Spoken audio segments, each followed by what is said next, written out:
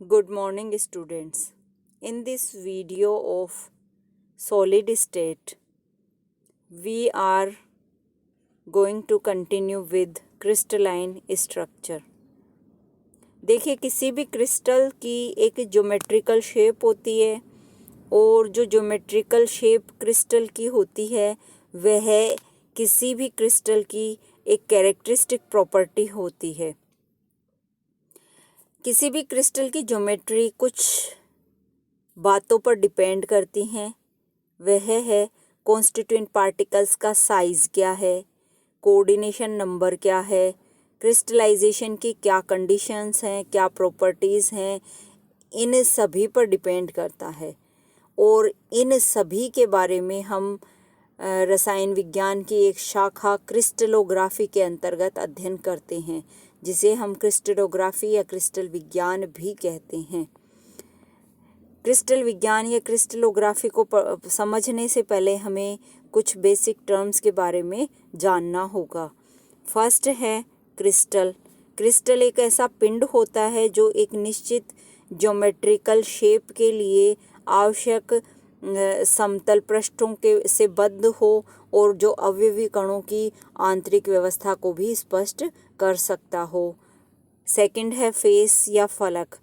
किसी भी क्रिस्टल को सब तरफ से जो भी मतलब कि फलक या पृष्ठ घेरे रहते हैं उसे हम फेस कहते हैं और ये जनरली समतल होते हैं। एजेस जो क्रिस्टल को घेरने वाले पृष्ठ या फलक होते हैं उन फलकों को जहाँ से मिलाया जाता है क्रिस्टल को पर्टिकुलर शेप देने के लिए, या ये फलक जहाँ से जुड़े हुए रहते हैं उन्हें हम किनारा या एज कहते हैं। एक क्यूबिक क्रिस्टल में ऐसे 12 एजेस पाए जाते हैं। अंतराफलक कोण या इंटरफेसियल एंगल। क्रिस्टल में दो फलकों के बीच का जो एंगल होता है वो इंटरफेसियल एंगल कहलाता है। जैसे ये क्रिस्टल है, इस क्रिस्टल में दो फलक ये आ गए, इन दोनों के बीच का एंगल क्या कहलाएगा? अंतराफलक कोण कहलाएगा। इस तरीके से नेक्स्ट अपन आते हैं सॉलिड एंगल पे। सॉलिड एंगल क्या होता है? वह एंगल होता है जिस पर दो या दो से अधिक फलक एक दूसरे को काटते हैं और यह धनकोण होता है। वास्तव में किसी क्रिस्टल के सॉलिड एंगल्स की संख्या को हम ए से रिप्रेजेंट कर सकते हैं और ए को कैलकुलेट करने का ये फॉर्मूला होता है a equals to e plus 2 minus f. E यहाँ पे किनारों की संख्या है और एफ यहाँ पे फलकों की संख्या है। Crystallographic axis X Y Z 3 axis होती हैं। ये तीनों ही क्रिस्टलोग्राफिक एक्सिस कहलाती हैं और इन तीनों के बीच का जो कोण है वो अल्फा, बीटा और गामा कहलाता है। क्रिस्टलीय प्रतीक प्रणाली पे अब अपन आ जाते हैं। इसमें सबसे पहले हम पढ़ेंगे स्पेस लैटिस के बारे में, त्रिविम जालक के बारे में। किसी भी क्रिस्टल में जो कॉन्स्टिट्यूएंट पार्टिकल्स होते हैं वो एटम्स भी हो सकते हैं, वो आयंस भी हो सकते हैं, वो मॉलिक्यूल्स भी हो सकते हैं। उनकी आपस की जो रिलेटिव पोजीशंस होती हैं उनको सामान्यतः हम लाइंस के द्वारा दर्शाते हैं और एटम्स, आयंस या मॉलिक्यूल्स को डॉट्स के द्वारा दर्शाते हैं, जिससे किसी भी क्रिस्टल की एक निश्चित ज्यामिति या ज्योमेट्री बन जाती है और वो लैटिस कहलाती है। स्पेस में इन पॉइंट्स की क्रमिक व्यवस्थित रचना को स्पेस लैटिस कहते हैं। देखिए, यदि सीधी रेखा में निश्चित दूरी पर पॉइंट्स बने हुए होते हैं तो इसे वन डायमेंशनल लैटिस कहते हैं। इसी प्रकार पॉइंट्स का ग्रुप किसी प्लेन में बार बार आता है तब ये 2 डायमेंशनल लैटिस बन जाता है। जैसे कि दीवार पे चिपकने वाला कागज़ देख लें या मछली पकड़ने का जाल देख लें, तो मछली पकड़ने का जाल अपन ने काफ़ी बार देखा हुआ है टीवी वगैरह में भी, और ऐसे भी तो वहाँ पे हम देख सकते हैं कि वह 2 डायमेंशनल होता है। किन्हीं दो पॉइंट्स के बीच में अगर एक सीधी रेखा खींची जाती है तो वह रेखा समान दूरी पर अन्य समान बिंदु से होकर गुजरती है।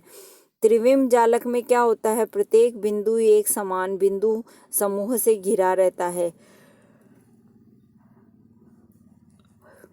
वास्तव में जो स्पेस लैटिस होता है उसमें तीनों एक्सिस पर पॉइंट्स के बीच की दूरी एवं एक्सिस के बीच के कोण के संदर्भ में व्यक्त करते हैं, जैसे क्रिस्टल समूह को प्रदर्शित करने में ही किया जाता है। यहाँ पे हम किसी भी क्रिस्टल का स्पेस लेटिस देख सकते हैं, त्रिविम जालक देख सकते हैं। ये त्रिविम जालक यहाँ पे बनाया गया है। ये इधर जो भी डायरेक्शंस हैं वो एक्स एक्सिस हैं, इधर हमने वाई एक्सिस बनाई है और इधर जेड एक्सिस बनाई है। जेड एक्सिस के सामने का एंगल गामा कहलाता है, एक्स एक्सिस के सामने का एंगल अल्फा कहलाता है तथा वाई एक्सिस के सामने का एंगल बीटा कहलाता है। हुई के अनुसार क्रिस्टल का बाह्य आकार स्पेस में अवयवी कणों के क्रमिक व्यूह का प्रतिफल होता है। ये तो बात हो गई स्पेस लेटिस या त्रिविम जालक की। अब अपन देखते हैं एकक कोष्ठिका या इकाई सेल या यूनिट सेल को। देखिए, त्रिविम जालक में बिंदुओं को रेखा के द्वारा जब जोड़ा जाता है तो कंप्लीट स्ट्रक्चर छोटी छोटी त्रिविम इकाइयों में विभाजित हो जाती है और इन इकाइयों को हम यूनिट सेल्स के नाम से जानते हैं। अतः हम ये कह सकते हैं कि यूनिट सेल वह इकाई होती है जिसे त्रिविम में बार बार रिपीट किया जाता है। त्रिविम में एक्स वाई जेड तीनों डायरेक्शंस में, तीनों एक्सिस में रिपीट किया जाता है तो क्रिस्टल की एक्सटर्नल स्ट्रक्चर हमें प्राप्त हो जाती है। यूनिट सेल का चयन हम इस प्रकार से करते हैं कि वह जालक की सममितता तथा क्रिस्टल की एक्सटर्नल ज्योमेट्री को व्यक्त करे। यूनिट सेल के तीनों किनारों की लंबाई को हम a, b and c primitive translations कहते हैं और तीनों एक्सिस के बीच के एंगल एक्स के सामने वाला अल्फा, वाई के सामने वाला बीटा तथा जेड के सामने वाला गामा कहलाता है। अगर हमें यूनिट सेल का डेंसिटी मेज़र करना हो तो हम यह फॉर्मूला यूज़ करते हैं, rho equals to n m upon n we.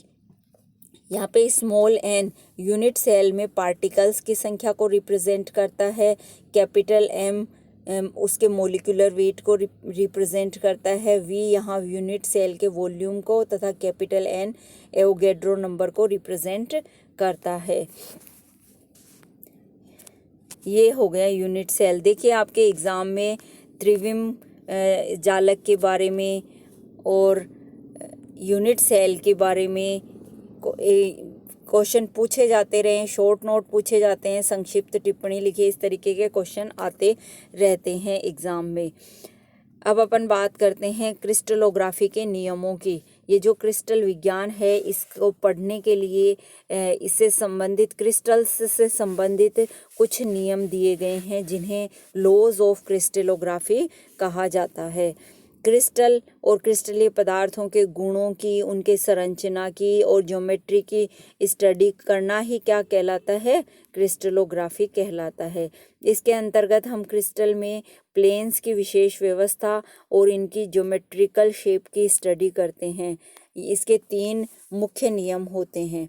First नियम है अंतराफलक कोण की स्थिरता का नियम।